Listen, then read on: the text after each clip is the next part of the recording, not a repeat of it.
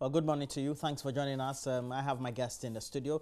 Emmanuel Tremantinge Jako is a member of parliament for Ayawaso West Wogon. Honorable, good morning to you. Thanks for joining us. Good morning. Thank you for having me. All right. And he's been joined by Neil Lante van der Pooy.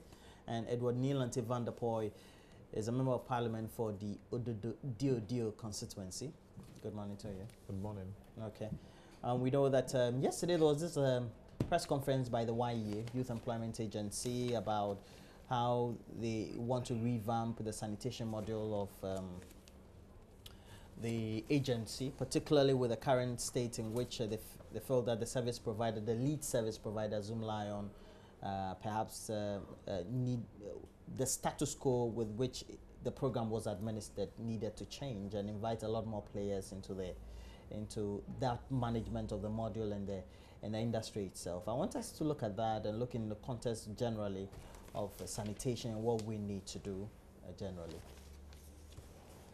Well, thank you very much, Roland. And first, let me say good morning to all our cherished viewers and to my constituents, people of Dio, and to take the opportunity to say that as an MP, I'm very concerned about the happenings in Nation Alata traditional area, and I wish that we'll be able to resolve our problems and live peacefully as we've done in the past. Let me also use the opportunity to say a very hearty good morning to my senior brother and colleague, Yima. Roland, sanitation is very important, and I'm very happy that this is coming up at this time. As a member of the Local Government Committee of Parliament, we just went around the country. We visited some districts in the regions. We went almost through the whole country except the Greater Accra region, which we'll be covering next, to assess for ourselves the performance of the assemblies in terms of sanitation, the disability fund, and how they are also energizing themselves in revenue generation. And let me say this, contrary to the perception some of us had before we left Accra, instinctively we thought that service providers in the various districts were not performing to standard. But what we got... That's the committee? Yes. What we got from all the assemblies was the fact that without the intervention of Zoom Lion in particular and the other service providers, they would not be able to handle issues about sanitation in the MMDAs. That was a general conclusion. Some assemblies were even Make this point again. You said without, I need to follow Yes, yes. They made it clear that without the intervention of Zoom Lion and other service providers, the assemblies wouldn't have the capacity to handle issues about sanitation in the MMDAs. That was the general conclusion. In fact, conclusion, and that report will be presenting to Parliament maybe next week, so that Parliament as a body will look at, because some of the assemblies, some of the MMDAs be serious. For example, let's take the issue of landfill. You will not believe that throughout the whole country, throughout the assemblies we went, only 3 metropolitan areas have an engineered liquid waste site. So what some of the assemblies do is they went around, and the service providers, they just take these things from their homes.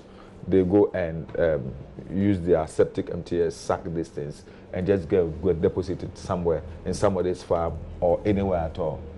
Then this thing was washed into. And if you're talking liquid waste, it's not, you're talking about human. Yes. Very serious matter. Very serious. We have just about 7 out of the 216 assemblies having engineered landfill sites for solid waste. Just 7. So it's a serious and a huge problem as a country. If we want to tackle sanitation, we need to tackle it well. Fortunately for us, I can say that in spite of all the issues people will have about the lead service provider, Zoom Lion, I have also had that impression before. But I can tell you, that the intervention is key in all the MMDAs. Zoom Lion's intervention is key, especially when it comes to the issue of, for example, let me say, fumigation. As we are talking today, as we sit here today, I've just had a message that my child is coming home. Somebody is in the final year. He's going to write his... you mean senior high school? Yes, senior high school. They're coming home because their school is infested with bed bugs. Close to 70% of all our educational institutions in the country now are infested with bed bugs, which is a serious issue. It is going to endanger the lives of our children, and it's also going to endanger the lives of families, because when these children come home and they should bring the bed bugs home, you can imagine what it will turn to. So it's a very serious issue, and I think that the YEA coming in at this time, I hope that no vacuum will be created with their drive towards ensuring that there's value for money for Zoom Lion activities and programs, and also other service providers. Sometimes the assumption is that Zoom Lion is the one doing everything in every part of this country. But no, throughout our tour, we saw that in a lot of places, Zoom Lion is not the only service provider. There are others. So I accept anything that the YEA will be doing in order to ensure that we have value for money, in order to ensure efficiency, transparency, and also accountability.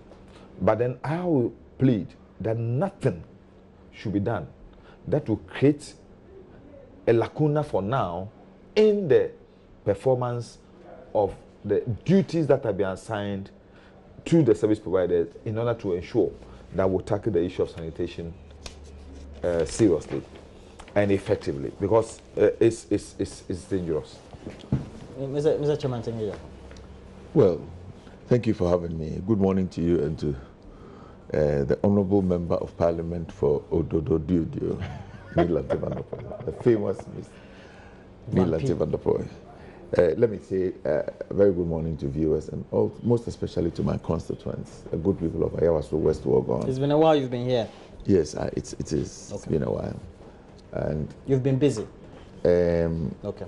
And I think that you also decide that sometimes you will bring other faces. It is good. I mean, wisdom does not reside in one person's head. Yeah, so it's okay. Anytime they don't bring you, they don't bring me. Yeah, it's okay. I think I like to have a discussion with you. It's important that we have different shades of opinion being expressed on this platform. So it's very fine. Over the weekend on Sunday, there will be elections in my constituency to elect constituency officers. I think it is going well. It is very contested. My view is that in the MPP, the party faithfuls, the polling station executives, always know what to do. They always get it right. So what you're doing this weekend is a polling station? No, constituency executives. I believe they will do what is right by the party. They will do what is right by the constituency, and they will do what is right by the. I wish all the contestants well, and may the best persons win. Roland. Yes, sir. Sanitation is a major problem we have. Apart from it, if you will look at the budget, if you will aggregate the money that goes from District Assembly Common Fund, that goes now to the Ministry of Sanitation. If you will add the money the service providers collect from the homes, it will run... You mean privately? Privately. Several billions of cedis. Okay.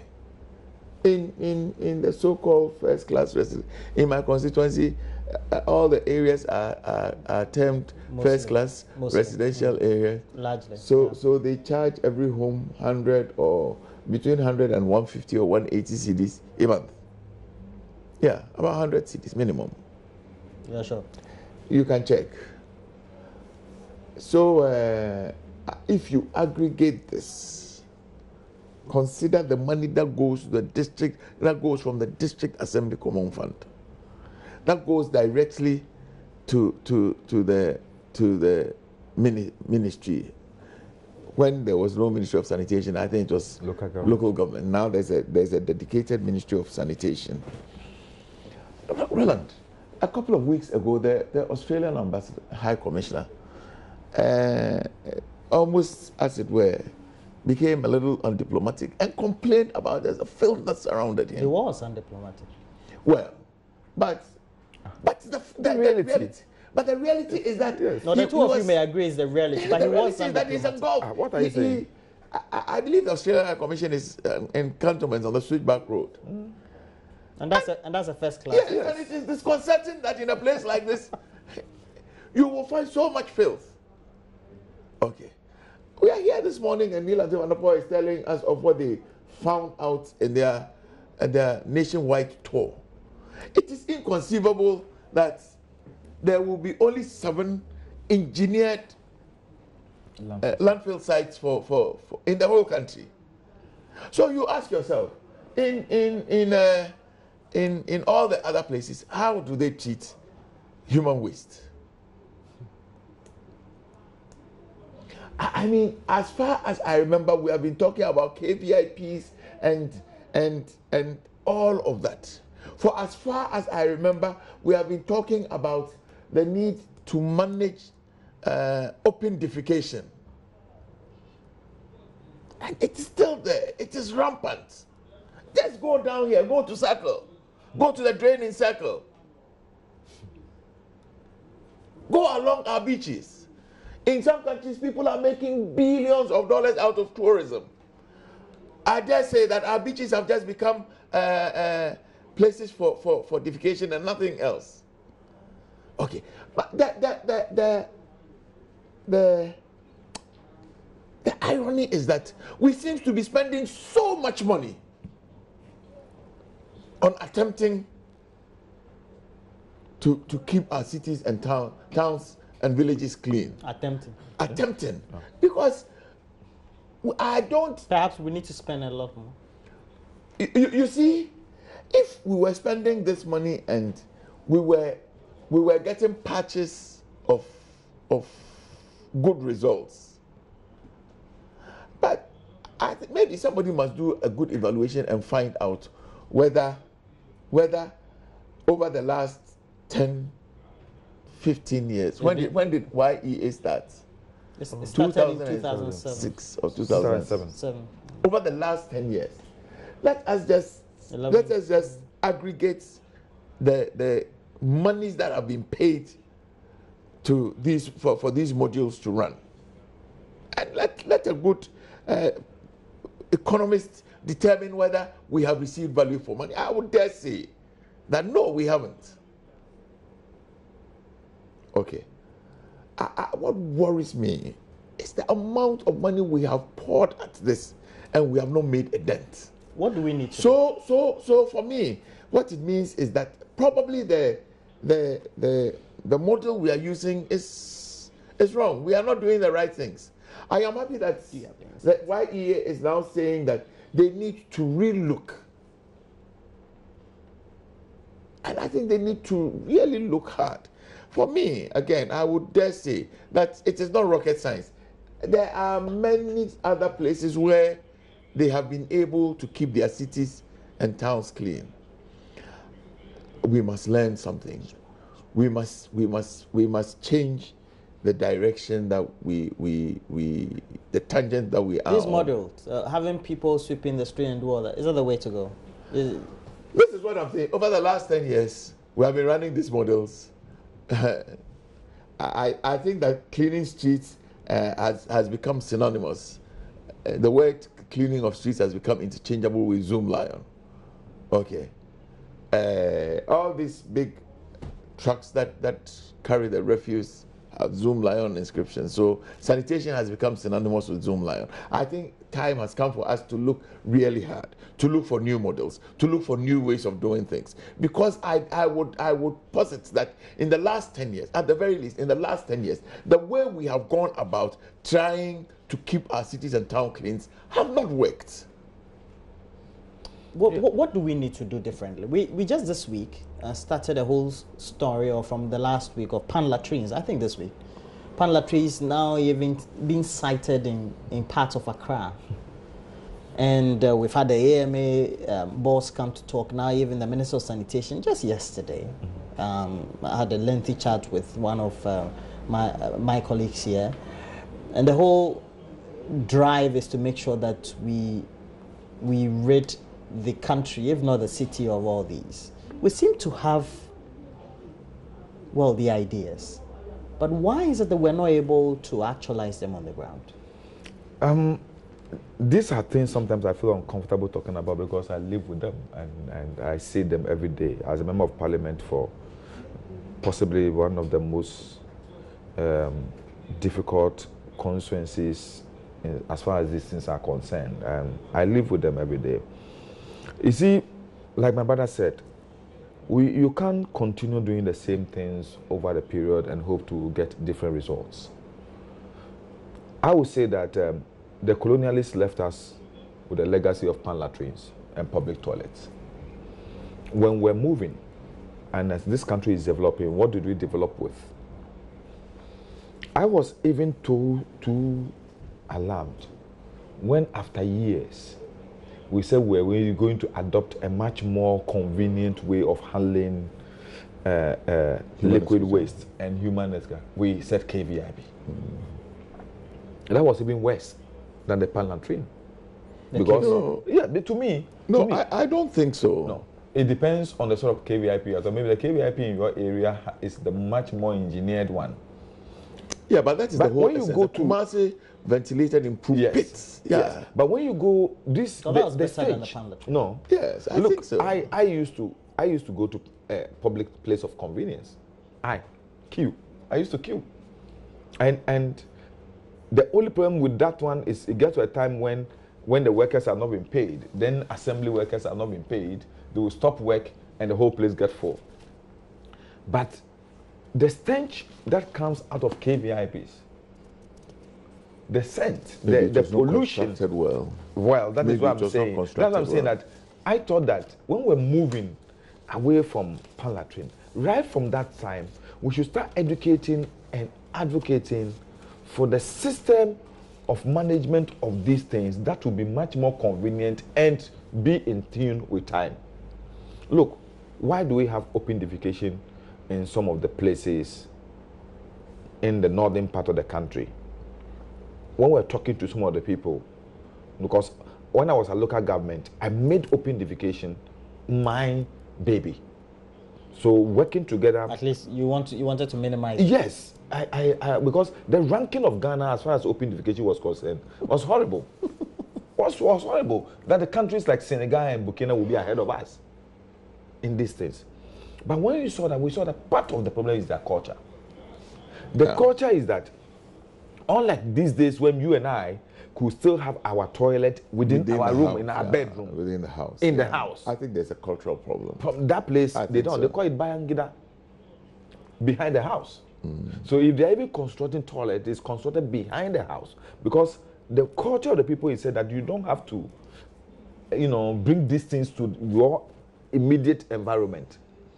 It doesn't sync with their culture and tradition. But times have changed. That's what I'm saying. When times were changing, did we change with the people? We didn't. We didn't change with the people. We didn't do the sort of indoctrination, advocacy that will have the people change their perceptions and behaviors. And that's exactly what is happening in Accra. People think that the best way they can ease themselves is to go to the beach, go to the available drain. People even in the house do it and rather want to go and dump it in a drain. Because the idea is that I can't live with this in my house. I can't have a toilet in my house. 2, if today we want people to have WCs in their homes and the rest, how are they going to connect? You mean to a central The sewer? engineering of our whole itself, it's wrong. Our residential structure. Yes. So it doesn't give opportunity for people to easily connect. And in my constituency, for example, create a convenience. Yes. In my constituency, for example, there are a lot of houses who are ready, who will want to, but they can't just pay the amount of money that you have to pay to the sewage department of Ghana Water Company to do the connection.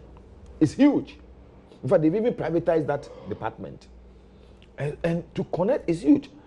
Because according to them, they also have to pay for the sort of mutilation they are going to do to the road and the pavement and the rest. So they factor all this in the cost. It's huge sum of money. And ordinary houses in Accra and places like Ashaman and Tema and the rest cannot afford those things. 2, you have to use septic NTS. Where is the space for people to build in Accra, Central Accra today, and construct, what do you call it, the reservoir for septic MTS to come and dislodge?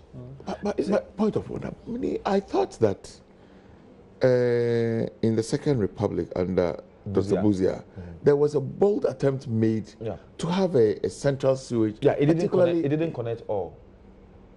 They tried. A central business district. Yeah. Getting to some parts of even the Dio, but not all the places. I see. The ministries.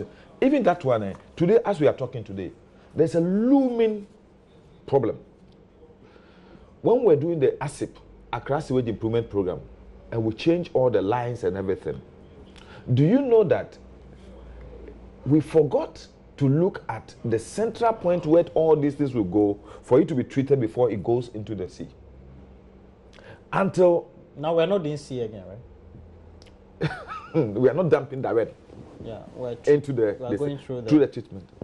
So the Accra Sewage Company Limited is, I think it's also an offshoot of Zoom Lions. We're contracted that's sewage systems, Ghana Limited, to revamp the old Mudo plant. As I'm talking to you now, local government who were there last time, they are threatening. Who is threatening? The sewage company. Threatening to shut down because for close to 1 year and 4 months now, they've not been paid. They've not been paid. They don't have a contract. The emergency of the situation demanded that, look, you do it, and as you do it, we look at the papers. Now they finished, and the contract cannot be signed. And that is where, if they should close down today, me and you, Parliament House, when we flash, it will come back.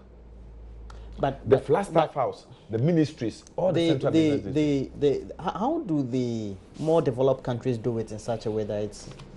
You see, that place... It's just proper engineering, right? That is the issue. Apart from the engineering, you see, I think that, well, I am very happy about some of the points he has raised.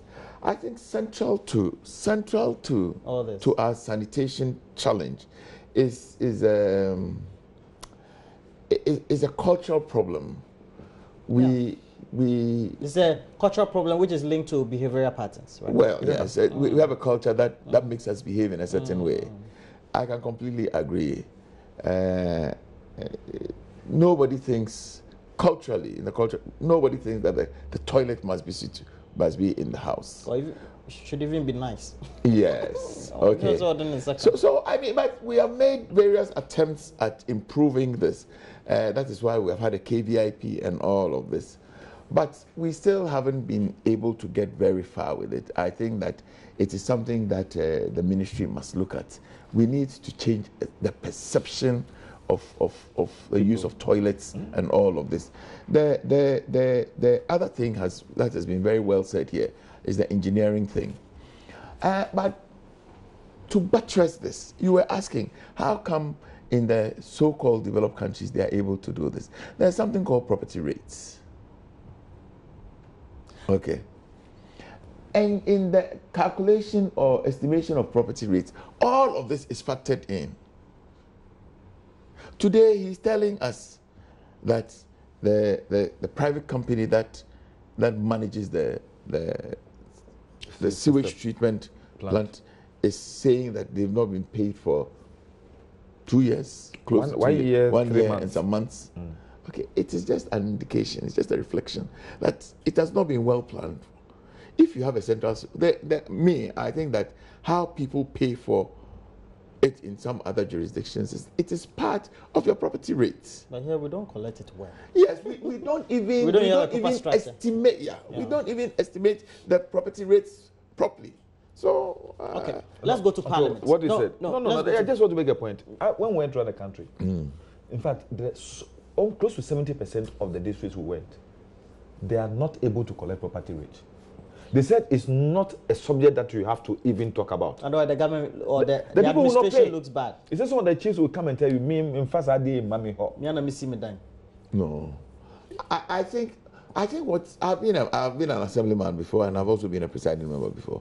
I think the real challenge is that we don't even there's no the rates are so low that it doesn't make it efficient to collect. No, it doesn't make it efficient to collect. All right, so let's go to this. MPs are calling for an official investigation into a recent spate of failures at the Ghana Law School, describing it as shocking. We have an insert, so we'll play Inus Hussein raising concerns that, and this is coming at a time when there's controversy over a directive by the Supreme Court. So let's just watch Inus Hussein and then we'll get back to the studio. I was shocked. In fact, I couldn't believe it. I couldn't believe it because teachers set out to train people to pass. No teacher will set out to provide a course of instruction for pupils to fail in the final analysis. In fact, it tells on the teachers. In fact, the fact that only 91 students out of the total number of students, total about 480 students, passed the examination, tells on the teachers. What should happen going forward? You think an investigation will be necessary? I'm calling for an investigation into how teaching is done at a law school, how knowledge is impacted, what are the intermediary steps that are put in place to assess the progress of students. Because as a teacher, I trained as a teacher before I became a lawyer. As a teacher, you have interim assessments, you have quizzes, you have class tests, you have assignments. All that will help you to track the progress of a student and to determine whether the student is otherwise prepared for the final exam.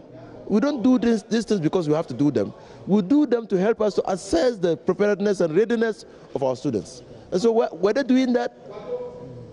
Were they doing that? If they were doing that, what did the examination or quizzes show?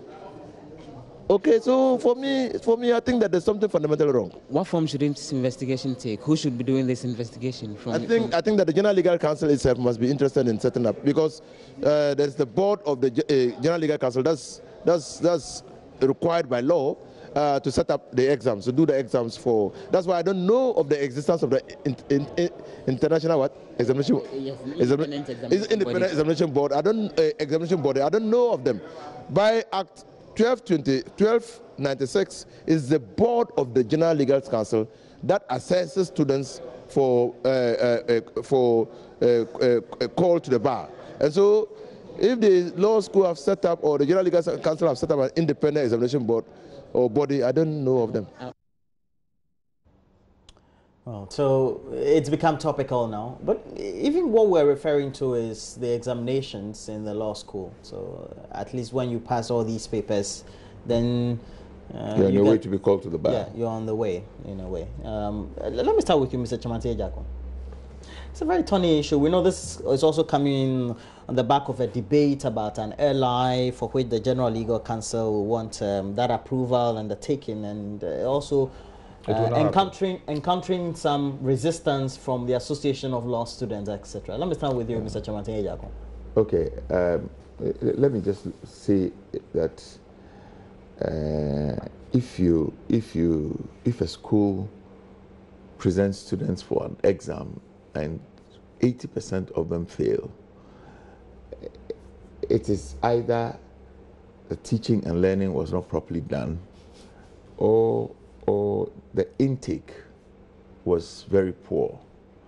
But this is the law school, and I think that they have probably the most competitive exam in this country to get into law school.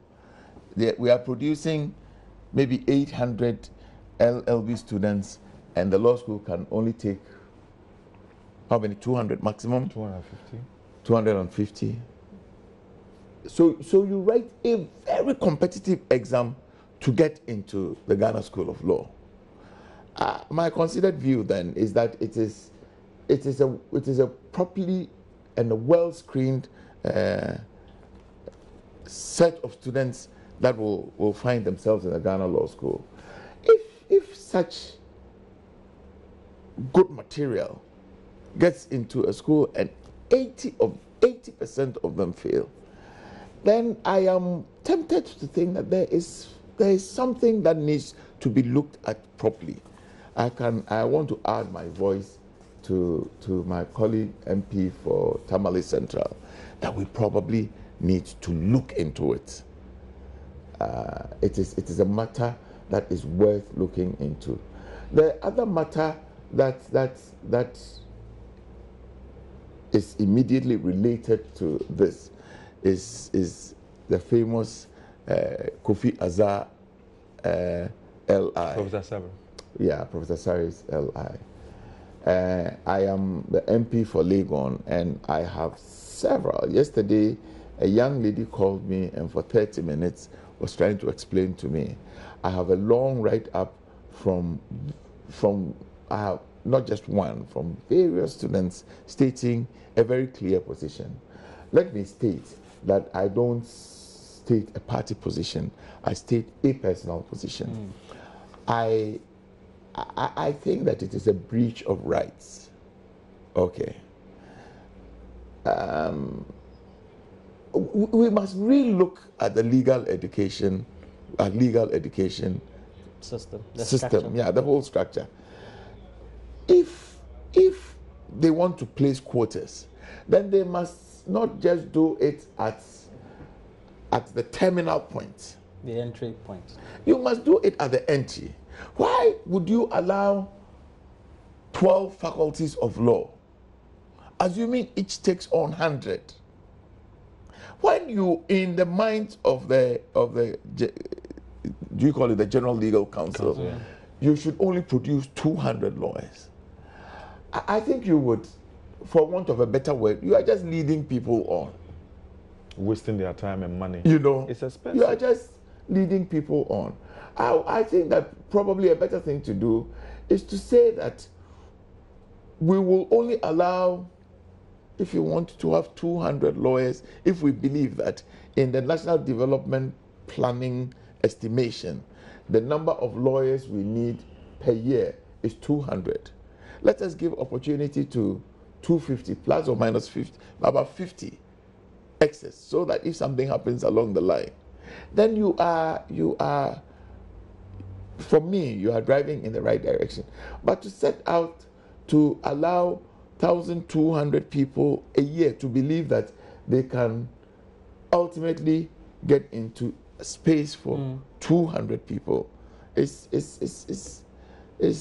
I choose my words advisedly, a little misleading. I think we need to relook. I mean, this business of let us have an entrance exam and a situation where only 20% of even those that have passed the entrance exam to get into the Ghana Law School finally is disconcerting, and we must look into it. I think that in some other jurisdictions, okay, you don't have a rate limiting step where you have to do an entrance exam. I believe in the US or United States of America. Once you go to law school, you prepare by yourself because the syllabus is there, the teaching aids are there. You can go to some school to help you. And then you go to write the bar exam. If you pass, you pass. If you fail, you fail. But to put in a rate limiting step along the line and say, do an exam, I believe would be, I think it is infringing on people's rights, particularly if you open the floodgates at the beginning and say anybody can study law. But in those countries, they don't put impediments on your way during the entry. So too, they don't put impediments on your way. Yeah, so if you don't put impediments on my way during the entry, then don't put an impediment in my way when I am about to do the final leg.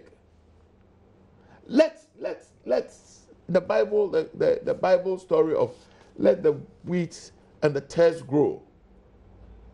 Let there be a final exam that will determine who is qualified and who is not qualified. Well, perhaps the elite or the creme de la creme of that group of professionals, they want to do some regulation as to the numbers that come in. Yes, if you want to regulate the numbers, that is fine. But don't give a false hope to people at the base. Because they feel if you have too many of them, you're saturated. It affects even pricing. I can completely agree. I can completely agree. That is why because there are too many lawyers. I have made reference. There's competition. I want to believe that in the National Development Plan, there must be manpower requirement estimation. I want to believe so. But in Ghana, we don't have enough. We just have on the roll about 3,000. I don't even know the number, but I am saying that I am sure that in developing a national plan, there are manpower estimations. So in the National Development Plan, we must have an idea that we probably need to be able to arrive at good indices over probably a period, the medium to long term. We need to produce, for the next 10 years, we need to produce 200 lawyers a year. We need to produce 250 doctors a year. We need to produce 300 pharmacists a year. We need to produce... You don't think we need more doctors and pharmacists? I am not even stating the figures I am throwing out there. Because even we don't train enough lawyers, we're told. We don't train enough doctors. We don't train enough pharmacists.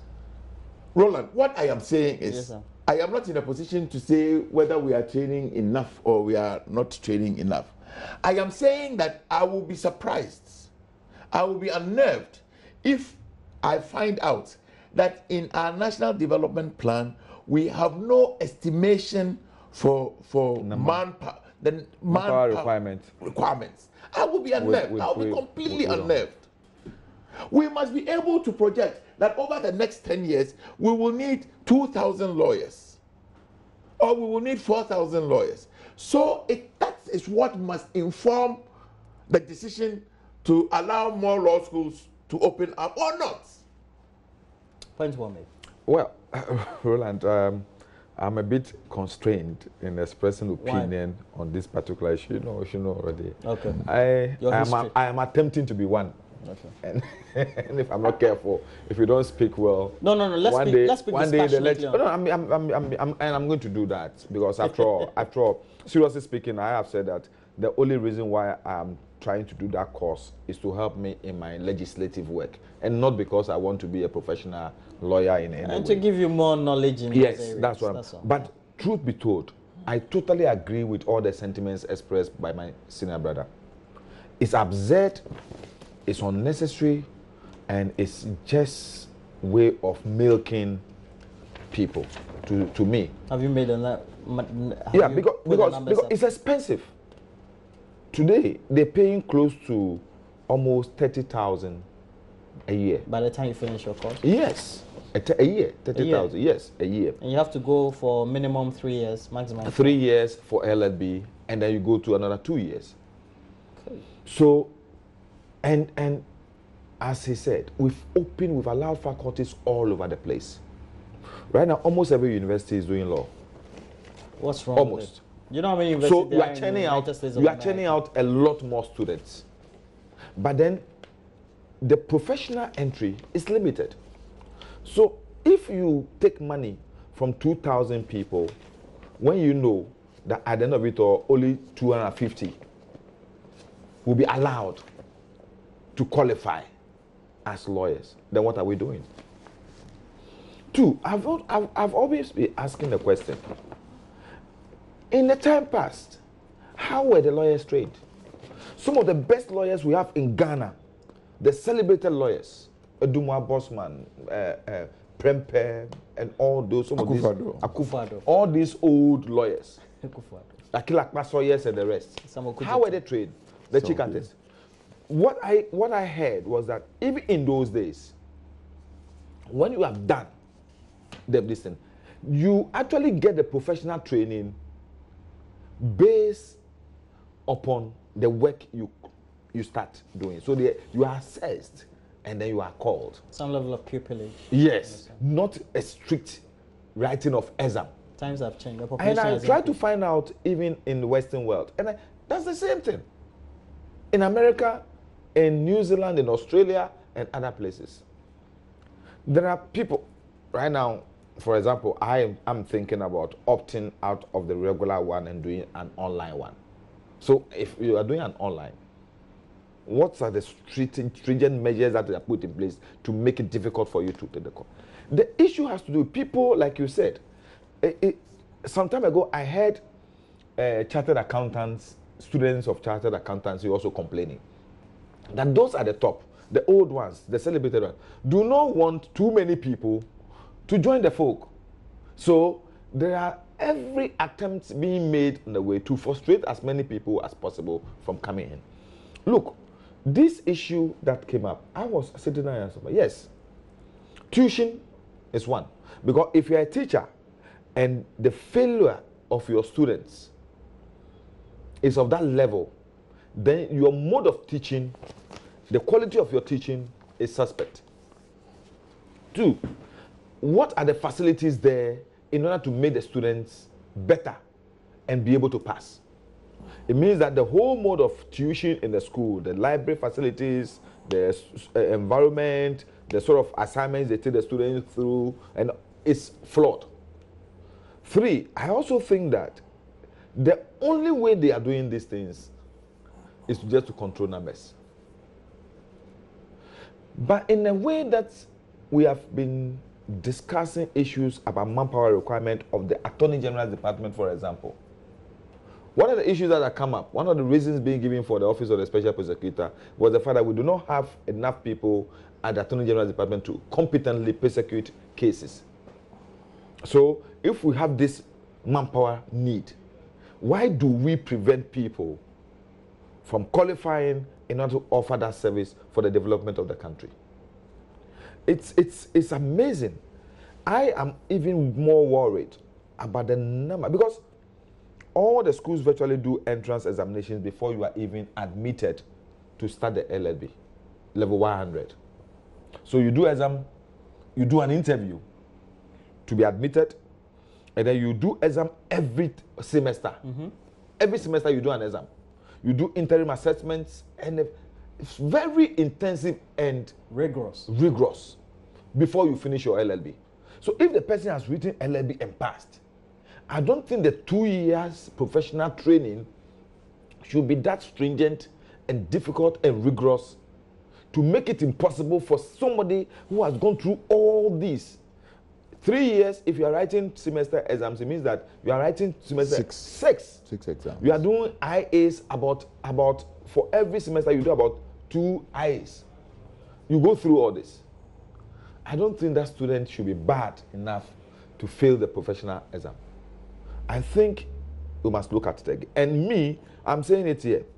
If the General Legal Council is looking for someone to support that LI they brought to Parliament, I can assure them the best thing they do for the LI not to suffer, they should rather withdraw it and listen to what the courts have said.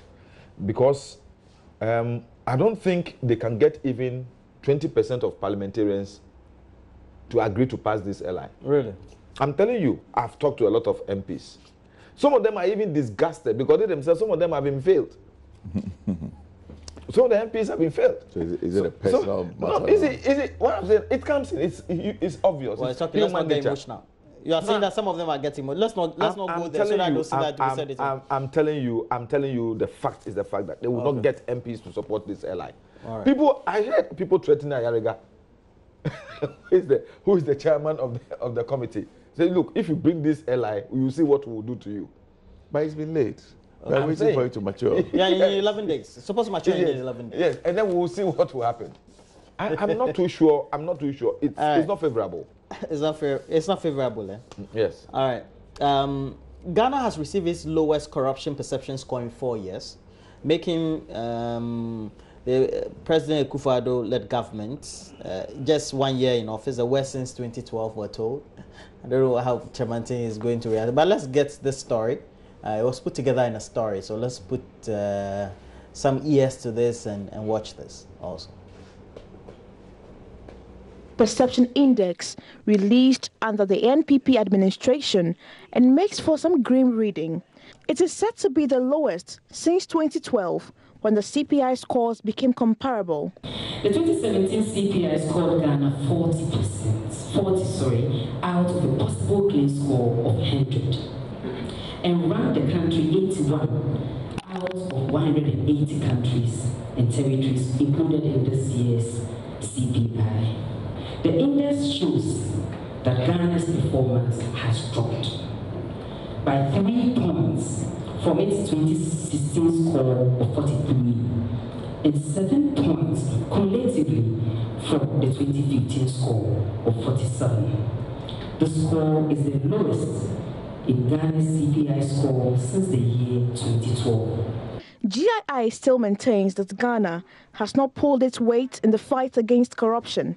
Ladies and gentlemen, the 2017 CPI score indicates that in spite of Ghana's numerous efforts at fighting corruption, the canker is still a serious problem in our dear country. Ghana's score of 40 points is a likely reflection of the inadequate investigations, prosecutions, and sanction of corruption during the period the 9 data sources covered. The period 2016, 2 sources, 2017, 7 sources. They have charged government to consider these recommendations to help eradicate this canker completely from the system. Government should demonstrate more practical commitment to fighting corruption by enacting key legislation that are still standing. The right to information law is one, the witness protection and the conduct of public officers bill. The newly created Office of Special Prosecutor, together with anti-corruption institutions like the Commission for Human Rights and Administrative Justice, should be adequately resourced. Government. Well, yeah, it doesn't need to be worried. We just perhaps even just approved a special prosecutor, nominated, vetted, approved by Parliament. So we're just waiting the president to swear the man in. Okay, there's a case in court. I even forgot some other one. Let's speak on this for some few minutes. Well, let me say this. It's worrying. Oh, it's worrying because I thought that the measures being put in place and even the attempt at the office or the creation of the Office of Special Prosecutor would lead to some appreciable level of improvement in the CPI. Unfortunately, that has not. But you see, I would have wished that we get the details of the areas and the sectors that were looked into. Look at governance, and all these agencies as they do, so that we'll be able to pinpoint the areas that are defective as now. But it's to me, not to sound political, I think that as a country we must look at these things. I remember some time ago when these things appear, then some political commentators will go loose and be chastising the government in power and saying, yes, you are corrupt, you are corrupt, you are corrupt. One of the things I have observed is that when the government decides to take steps to make sure that they make corruption unpopular, it generates a lot of excitement in the discussions around the subject. And that is what fuels the perception. Okay. You understand? Instead of we admiring the effort of our colleagues in government to do what they are doing to at least reduce the incidence of corruption, we rather use it as a political weapon, political song, and we sing the choruses and sing it so loud against the government so that people will perceive the government as being corrupt. Because in Ghana, what I've seen is that the only way to change a government is to turn that government corrupt. Once you turn the government corrupt, you are sure to swing the voters to your side. So we have used it. Even people who have undertaken coup d'etats in the country use corruption as justification. Every single one of them. Yeah, is it? Every single one of them. Yes, I've used corruption as justification for the coup d'etats. So I think that time has come where we should appreciate that corruption, incidents of corruption, the perception of corruption is much more heightened when there is an effort, serious effort, to really tackle that problem. Because, to be frank with you, under John Dramani Mahama, a lot of effort were made. For example, I did not understand why my government will want to set up a commission to investigate our members of parliament, our ministers of state, for perceived issues about corruption. And up to the time we were going for election, there was a member of parliament who was still in court defending himself. To the extent that he even lost the primaries. A very good member of parliament. And I'm referring to Boakye. You understand? All these things were attempts which were made. There were various issues of investigation. And today, in this government, the same effort being made, to the extent that the government has even upped it further with the setting up of the Office of the Special Prosecutor. We do not expect. But if you listen to what the lady said this office has been set up. Other agencies, other anti-corruption agencies, and all should be supported and resourced in order to fight corruption. One, there is nothing in setting up the Office of Special Prosecutor if that office will not be resourced, if that office will not be given the environment to be able to do its work fair, and also will not be given the environment to do it, let me say, without fear or favor, without any intimidation, without any influence, and they will independently do that. I say that, look, we, for example, are so happy with the office. We are happy. I've heard some people even say that the first batch of people who are going includes me, that some of us took double salaries, or I don't know. So we are waiting, and all of us, for 7 years, all of us will be subjected to this office, and then we'll go through. I think that what is important is for us to strengthen the structures of the country that fights corruption. The police CID, the YOCO, the SHRAJ, and the NGOs, the private investigative bodies like Tiger Eye, and all these people, and Special Prosecutor's Office, to be able, and a controller, Auditor General, so that we will be able, as a country, to know that our institutions that are mandated and empowered to fight corruption are so strong, so viable, so sustainable that they will be able to take this bull by the horn and be able to, because political players on their own could fight it to a level. It will take independent institutions. It will take, let me say, non-political players to be able to do these things and do it effectively. For example, what can President Akufo-Addo do if any minister in his government is found to have been corrupt? He said it won't happen.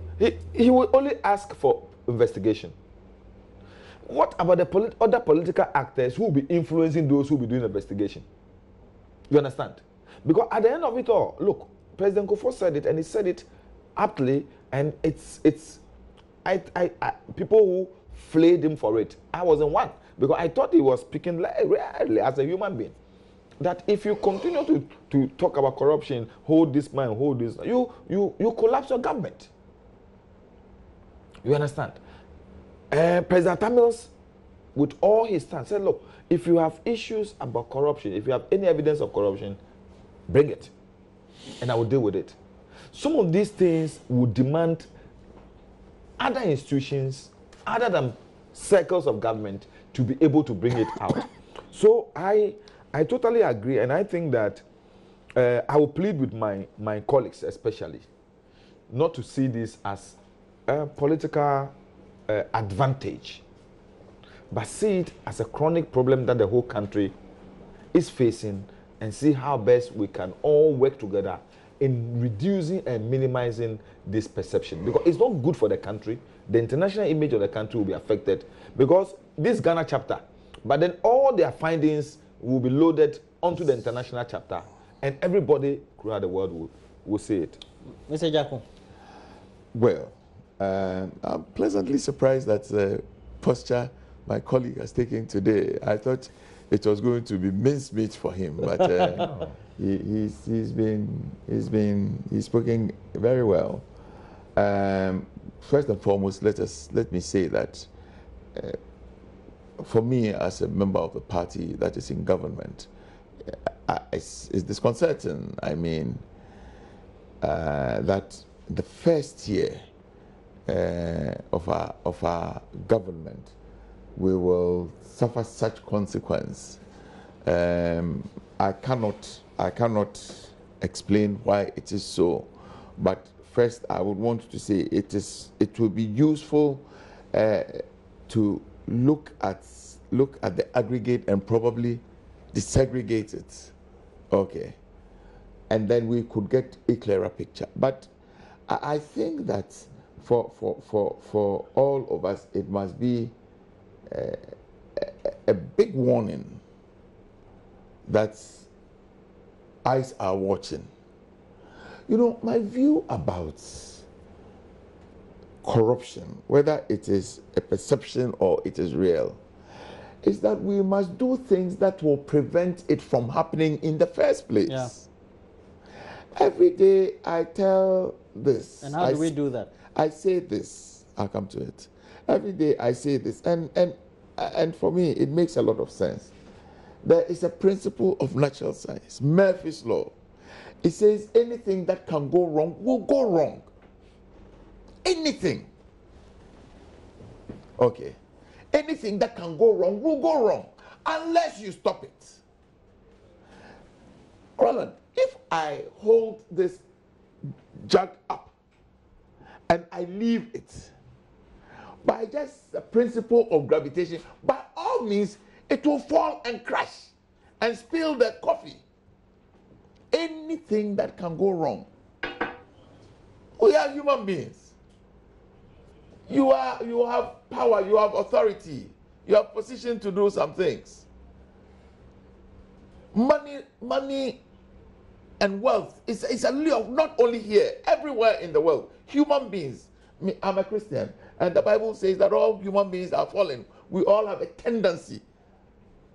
Okay, so what we need to do is to set up, number one, laws, appropriate laws. I hear. Let us work hard and bring the right to information. It is important. Let us work hard. Today in Parliament, I think we have listed the witness protection bill. Let us do all the things that will help to prevent. You know, there's no point in letting it happen and then we begin to talk about it. One of the big challenges we have in this country is procurement. Huge challenge. And anybody that has power will do things that ultimately, directly or indirectly, will favor them or favor their friends, will favor their relatives. That is why in the wisdom of a government, of government, we decided that let us have a public procurement act. You see, if we were going to go by it in the truest sense, then some of the things that happen will not happen. But they continue to happen. But, well, I am happy to announce that the levels are reduced. It is about levels. Let's say there are issues about sole sourcing that you can never take away. If we want to buy, if there is a specification, if there's a specification, that's a gold coin. No, not even a gold coin. A book published by a certain author, and a book written by a certain author and published by a certain company. If it is necessary that university students or secondary school students must use back house for additional maths, okay, you can't go and buy another one. You must by all means go to the market and buy back house published by Macmillan. There's very little you can do. Okay. Or in chemistry, you need a certain chemical, a specialty chemical, which is only produced by a certain company, Monsanto. You can only do sole sourcing. Okay, but otherwise, if the standards permit, then we must move away from there, because the advantage is in opening it up. We must have a law that will allow people to begin to go and ask questions and take away the bureaucracy that shrouds some of these things. I maintain that we must not allow it to fetter. We must have institutions. We must have laws that will stop it ab initio. So far, would you say over the last year we've made the right efforts to I think so. from the previous? I really and truly think so. Right. When His Excellency the President was in Parliament, he was very clear, presenting data about the levels of comparative of sole sourcing of this and this and this and this. It is for me. Don't talk about amount. For me, it is a step in the right direction. Yeah, that's how political device. We must do the things. Yeah, we must do the things. We must help the institutions. So I agree. We must properly resource YOCO. We must properly resource the CID. We must properly this office of a special prosecutor.